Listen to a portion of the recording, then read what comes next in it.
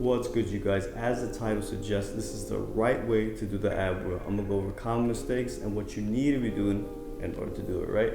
So without further ado, let's jump into it.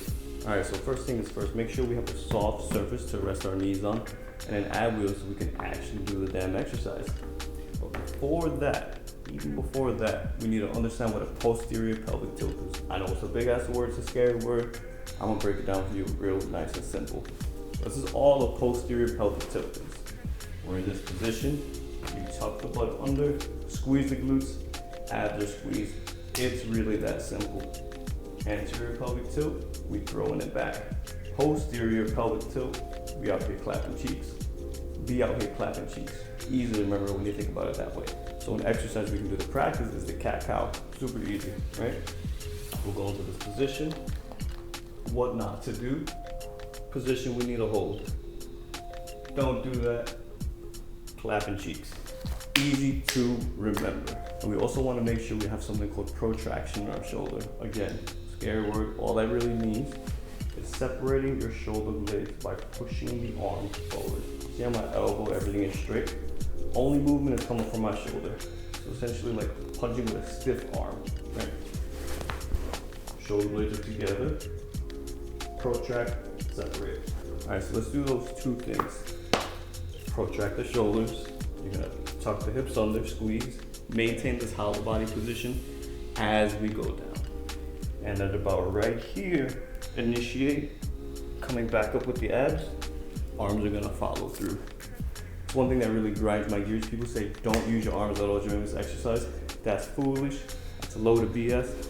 Your arms do contribute a little bit. This is all the motion we have in our spine when you keep your pelvis tilted that way. Ready? Tilted.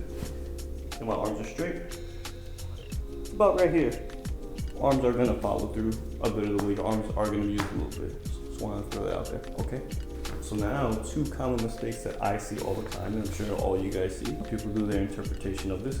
These two things. Using the arms to get back, mostly.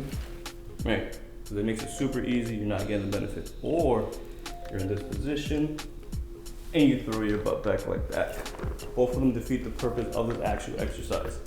Like I said, the most important thing, maintaining the pelvic tilt during this, initiating with the abs. Hands are gonna follow through a little bit, right?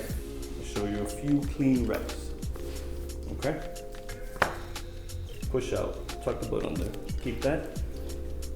Initiate with the abs coming up. Arms follow through. Come down nice and slow, maintain the tilt. Initiate with the abs. Come back up. One more time. Control, control, control. Initiate. Arms follow through. And if you want to make this even more challenging for yourself, small little adjustment that you're gonna make. So you're gonna stop just short of your starting position. Why? So you can maintain constant tension on the abs when you do this exercise. Because essentially when we're in this starting position right here, we're essentially resting and it's pretty easy. But the moment you stop, just a few inches short of that, it makes it much harder. If you don't believe me, do a few reps just like this. Stop just short, constant tension, go low, initiate, stop here, keep your neck neutral. It is significantly harder when you do it, stopping just short of that resting position. And well worth it too if the regular version is getting easy for you. And let's say if you want to do this exercise, you really, really do, but you just can't because you're not strong enough. No worries, ain't no shame in that. Two things we're gonna do. You can try just to maintain everything I told you and reduce the range of motion. Or one way that's similar to this, but a little more effective if you want to do it. So remember that more effective method I was telling you about? This is it. This is what we're gonna do. Go near a wall.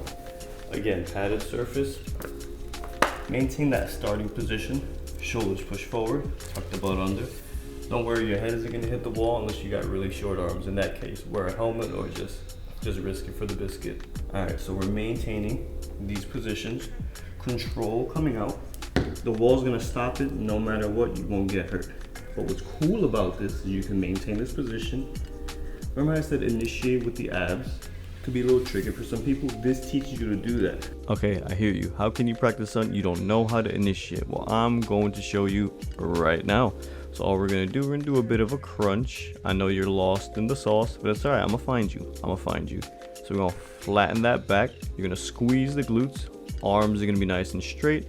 We're gonna crunch in that position. It's gonna teach you to initiate with the abs. You can also practice following through. Honestly, it's really that easy. Light work, baby. Let's get it. Butt tucked under, and from here, you can initiate with the abs. Control coming back, boom, initiate. Even go down slower since it is easier because the wall, and it'll be well worth it. This is too easy. We're just gonna slide back just a little bit so you can go a little further. See what it's like. Keep practicing, keep progressing. This is pretty much gonna be the way to do this if you really wanna learn to do the ab wheel. I think it's a great exercise, one of my favorites, and I do it all the time to make sure I have a pretty strong set of abs. And that's pretty much it, guys. Don't forget to like, comment, and subscribe so I keep bringing you this juicy content. Hit the bell so you can get notified whenever I drop anything new. And until next time, guys, keep doing your stretches, watch your posture, and mind your business. Peace.